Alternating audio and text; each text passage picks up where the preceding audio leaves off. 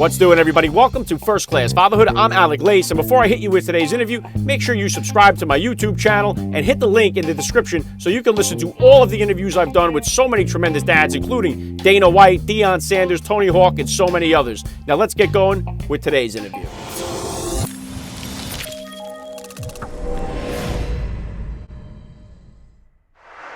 Joining me now, First Class Father, Beav Brodie. Welcome to First Class Fatherhood.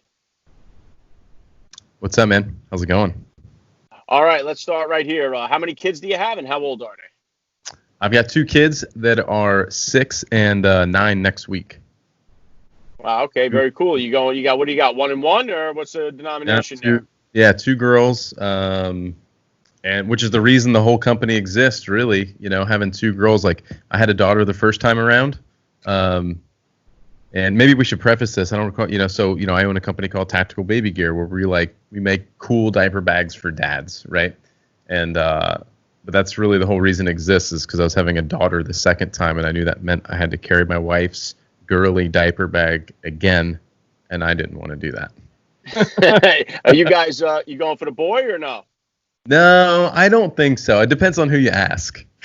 So, my wife is of the opinion that we need to keep trying and have another, and I not so much. I think, we got a 6-year-old, a 9-year-old. We're like out of diapers. We're in school. Like, all the things are good. We're past all there's some of the really shitty moments of early, parenting, and literally. Yeah, exactly. Dawn's is sort of the next phase of things, and it's really hard to think that you want to start over. So. Yeah, we have 4 kids. We had our 3 boys, and then we finally got the girl on the 4th try. So if not, we'd probably have 5 by now, most likely. But we got her, and that's the name of that tune. Yeah, definitely. My business partner has 4 kids himself. He's got 4 boys, and he's like, "All right, I'm done." That's it, huh? All right. Well, hey, Beav, if you could, I know you hit on a little bit of it there, but if you could, just hit my listeners with a little bit more about your background and what you do. Yeah. So as I kind of just briefly mentioned, I own a company called Tactical Baby Gear, and we design and manufacture like military-style diaper bags for dads, meaning just like cool diaper bags that dads actually want to carry. And the mission of the company is really to get dads more involved with being a parent early on and changing some of that mindset. And it's not for everybody. I mean, there's certainly people out there have no problem carrying a girly diaper bag or whatever, but we find that the vast majority, more often than not, given the option, dad's going to gravitate towards our style bag versus the traditional women's diaper bag. So it's been very interesting to see how you can get and change the mindset of a guy having a child just by saying, hey, you have an option for a cool bag that might fit your personality better. So it's been very rewarding in that regard of, getting messages from women who say, I got this for my husband as a gift. This is so cool. Like, he had zero interest in the baby, was not into it.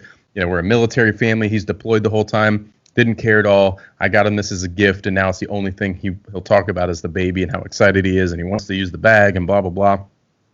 And it gets them involved just very early on in those early stages of being more involved as a parent early on, and then that obviously transitions into the later years of parenting, where it really, really matters when you're talking about teaching them life lessons and things like that. But yeah, that's kind of the gist of it.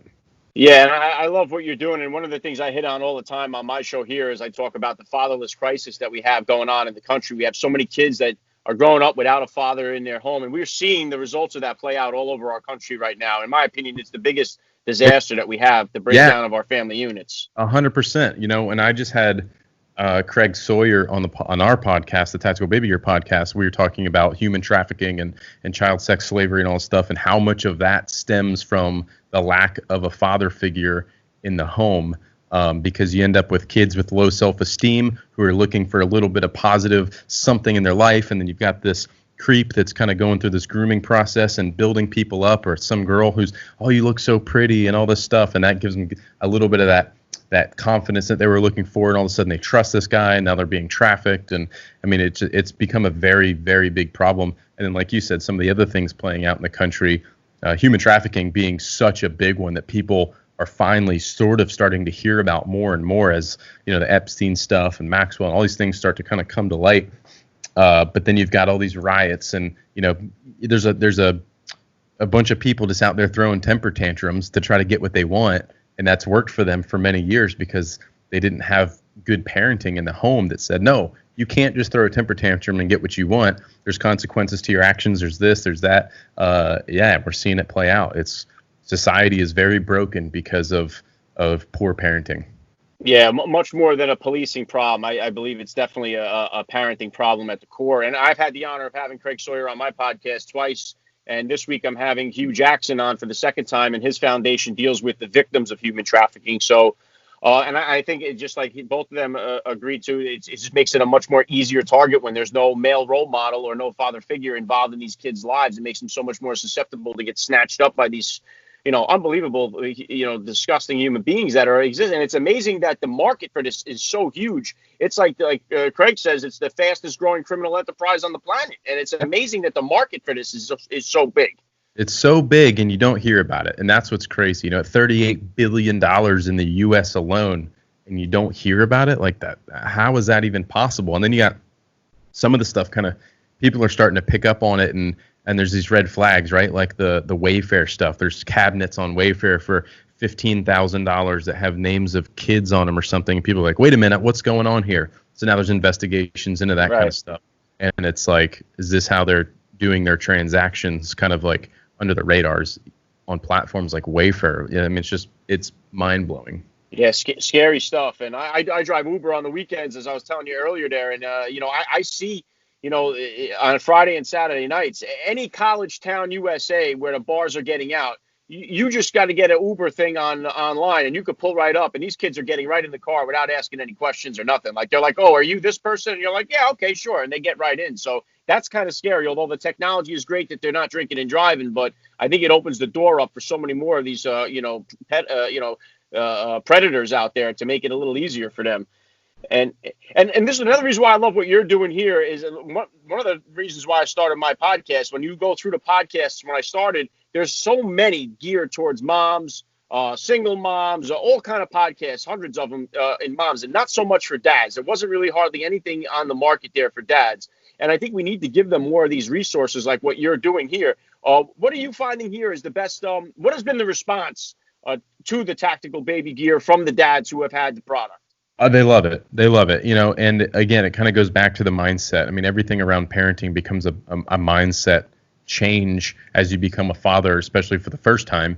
But even in the second and the third and fourth, as you're like continuously like, oh my gosh, now I have to be prepared for these things. But, it's really kind of empowered them to take on that position. It's like you give a guy the right tool for the job and he's just going to do it, right? You give him a hammer, he's going to get that done. You give him a saw for this. So like, it's sort of like that. Like we're empowering dads by giving them the right tool for the job, and it's changing their mentality of how they're approaching it. Instead of, I don't want to do that, changing diapers is for moms and all this stuff. And all of a sudden, you got parents are like arguing over who gets to carry the diaper bag versus who has to carry the diaper bag. And you've got dads that are, carrying babies and baby carriers now more than they were before, or maybe they wouldn't have at all, but because we provide a really cool baby carrier for them, they're like, oh, I want to carry the baby and take the baby for a walk alone, which is things that historically you didn't see a lot happening, so it's creating a better, closer bond between the child and the father early on, and then that bond continues on, into those older ages. But we get so many messages and emails and DMs about, hey, I just want to thank you guys so much. It's really changed my perspective. Or the podcast, that you guys do is, I can learn through your experiences on how to handle a particular situation. Because back to your point, there's all these kind of resources for moms, but really nothing for dads. So, in our podcast, we talk about a lot of the trials and tribulations of parenting, and like, my daughter going through something ridiculous that I'm like, holy shit, how do I handle this? I don't know what to do. And you're trying to fumble your way through it as a parent, because as you know, and most of your listeners probably know, like there's no instruction manual to this process. Like it's a figure it out along the way. And we're hoping to provide some resources to dad that might be a little bit more guidance than they might have had before, or a little bit of that instruction manual of, hey, I remember Beav went through this and this is how he dealt with it, had a great outcome. Now I kind of know how to navigate that situation. And hopefully, with how we treat the podcast and all that stuff, like all those things are searchable on Google, that you could ideally Google search, how do I deal with this situation, and be a resource for parents on that. Not just dads. Like, we're focused on dads because that's kind of the DNA of the company, is like cool stuff for dads, because there's everything in the world for moms, but it's parenting in general. Like, we want to encourage better parenting in the world in general.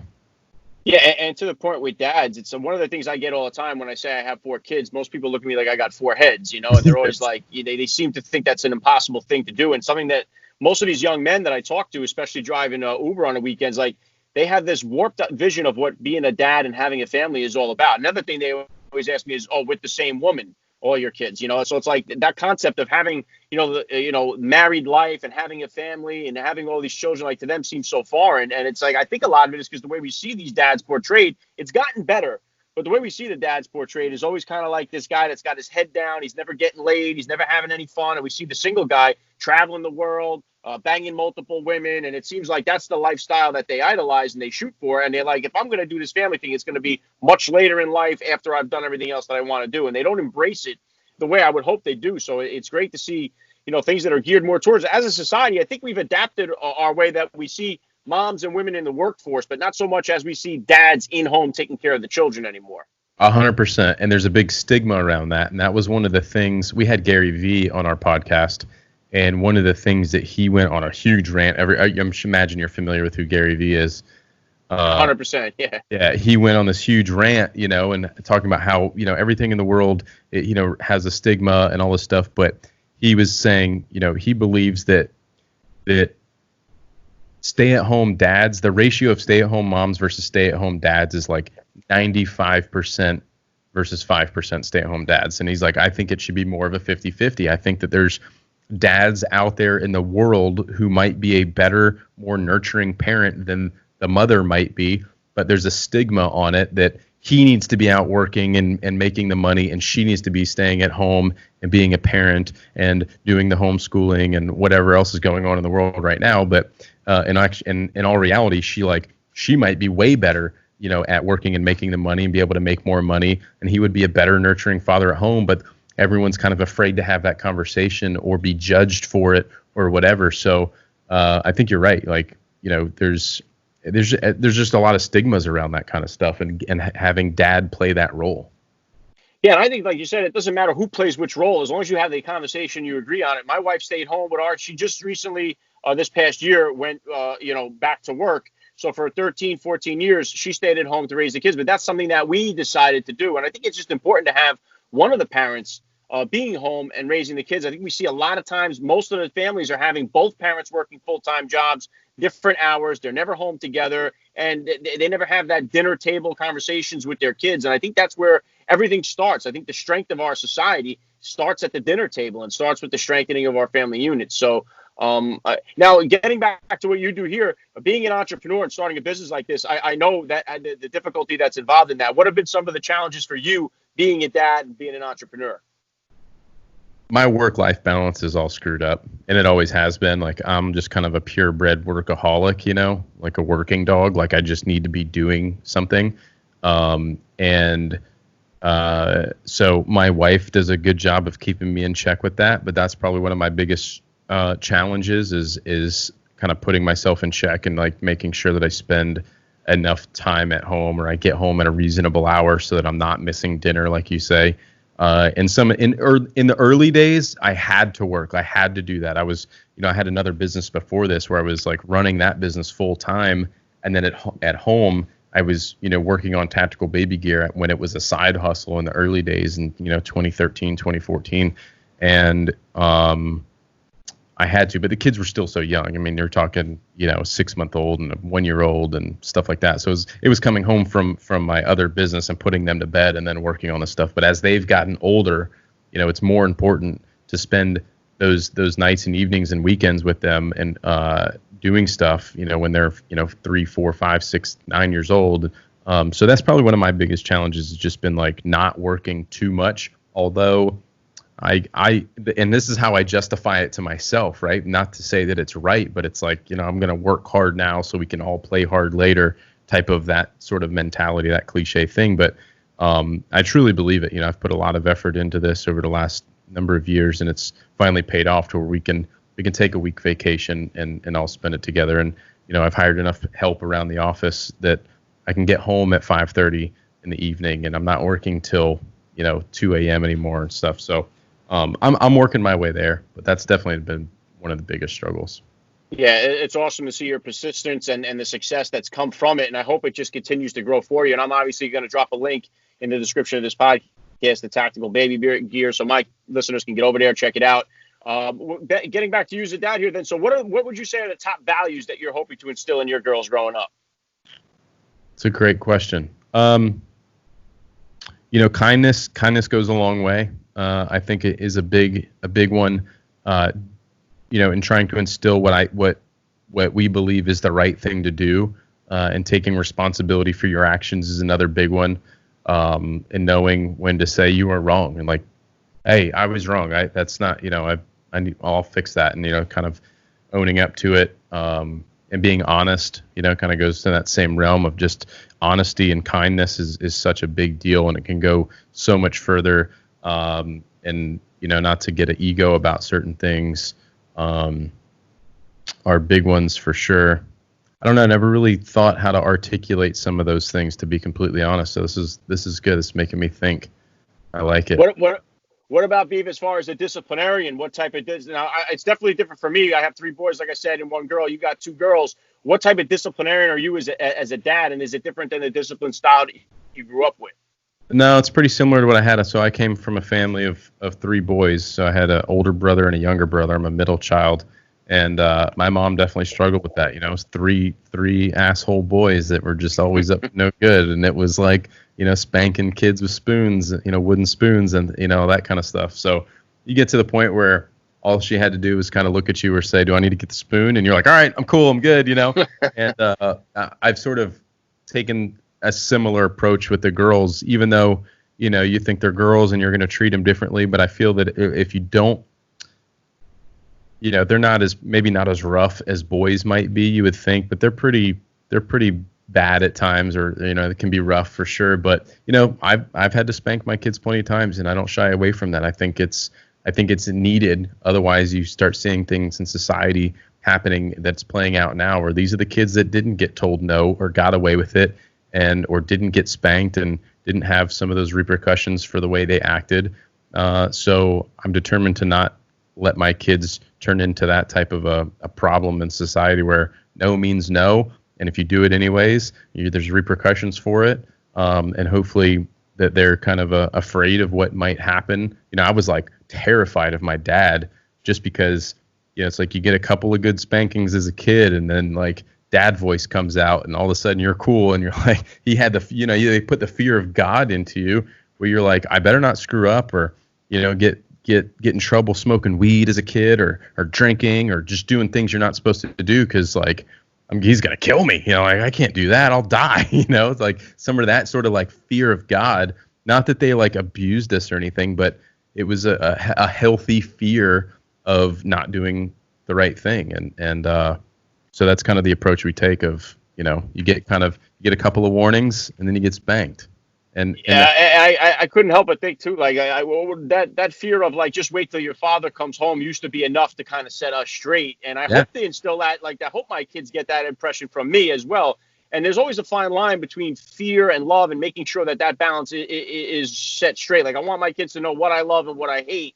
Like, I want to say, hey, I love you, but I hate these choices that you're making, like, in a sense. So they got to know both sides of it. And I can't help but think, like, if I saw one of my kids on these social media things throwing a brick through a window, they would have to pray that the police got them instead of me, because it would be disastrous for them. And I would hope that the parenting that we've done would prevent them from ever making these kind of decisions. But I think you're right. I think the discipline is another reason why we're seeing this stuff play out all across the country here. Huge. What's really interesting about what you just said, and I don't know how this plays out right now, because unfortunately we don't have a lot of conversations with other mothers.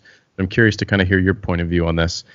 What you just said was, wait till your father gets home, because a lot of moms still, in my understanding, which I'm curious to see what you say, a lot of moms aren't spanking and they leave it up to dad to do that, which is a very interesting dynamic. And even my wife went through that, where her mom didn't spank them or yell at them or get mad at them. It was always up to their dad. So they knew that they could get away with a lot of stuff with their mom. So they had a different relationship with her, and they treated mom a little bit differently because they could do things that dad wouldn't let slide. But then as soon as dad was home, it was like they're on their best behavior and all stuff. And it's like, it creates an interesting dynamic at home where, how come the kids are so good for you, but as soon as you leave, they're crazy and they're wild and they're just having to tell them no, and they're just doing whatever they want to do. It's like, well, try spanking them once or twice. You'll gain some new respect from them, and all of a sudden your words will mean something because they're not going to get away with it anymore.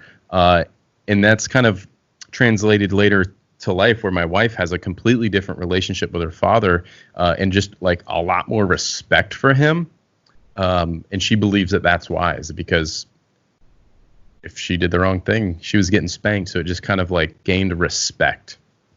Yeah, well, I think for one, if there's none of that threat from either parent, I think that's where the trouble comes in. When there isn't a lot of the guys that I interview on the show, the majority of them will say, when I ask them the discipline question, they'll say that, oh yeah, I was spanked as a kid, and we were punished, pretty severely. Some with the belt, some with the spoon, some with the switch, and they all talk about that. Now, these guys that I'm interviewing, the majority of them are highly successful in what they do, and they've turned out phenomenal. But they all say that, well, majority of them will say, I don't spank my kids, or we don't go that route. And it seems like society has moved away from that punishment in a sense. And I think it's been a detriment to what we're seeing.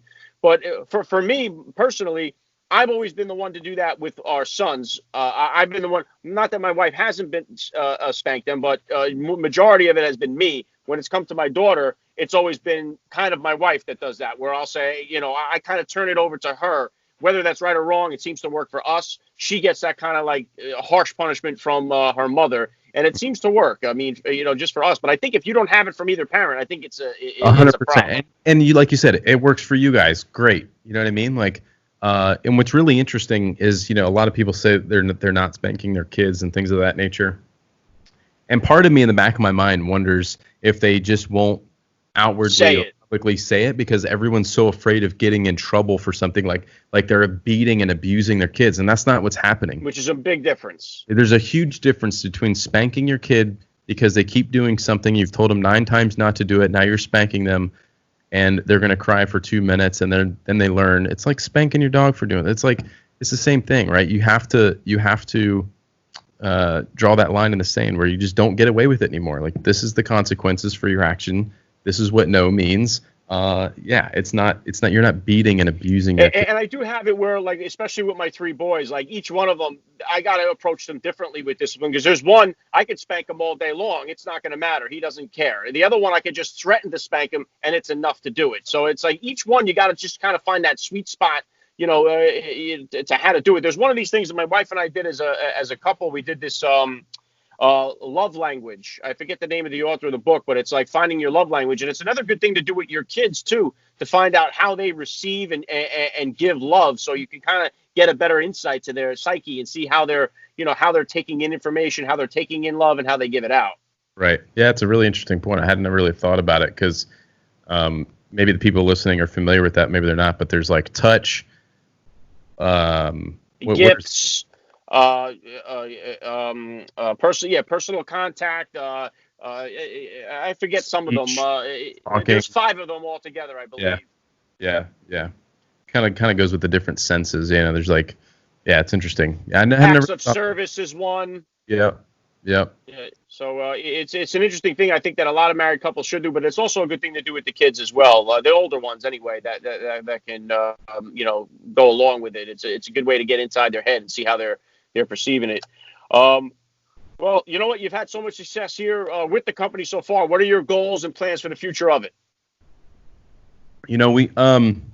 We really just want to help encourage getting dads involved and promoting that. You know what I mean? As we see that there's such a problem in society with the lack of fathers in the world, like trying to just like keep pushing that message that like dads need to be active in kids' lives is the biggest thing. for us as a company and as a mission, and a goal, is that one day what we're doing will help change society because we got that many more people involved in loving their kids and showing them the right way and the wrong way, and honesty and trust and respect and that kind of stuff. So that's kind of a big goal and a mission statement for us for sure. Yeah, also, I love the mission. It's right in line with what I'm trying to do here on my show. So, I can only wish nothing but the best for further success for the company there. And the last thing I'm going to hit you with here, Beav, I love to ask all the dads that I get on the podcast, what type of advice do you have for that new dad or for that about to be father who's out there listening? Yeah, it's funny. We ask same question a lot of times. I think the biggest thing is being comfortable. Get comfortable being uncomfortable, I think, is the biggest thing, right? That there's just a lot of things that are to come your way that you have no idea how to deal with, and it's going to make you uncomfortable, and you just have to kind of work your way through it. And there's going to be a lot of decisions you have to make, and you just have to go with your gut and trust that you made the right one and not worry about what the other outcome may have been, and just kind of go with the flow and get comfortable with it. Yeah, very well said. I love the message. It's been an honor for me. I got to say, Beav Brodie, you're a first-class father all the way. And thank you so much for giving me a few minutes of your time here on First Class Fatherhood. Appreciate it. Thanks for having us.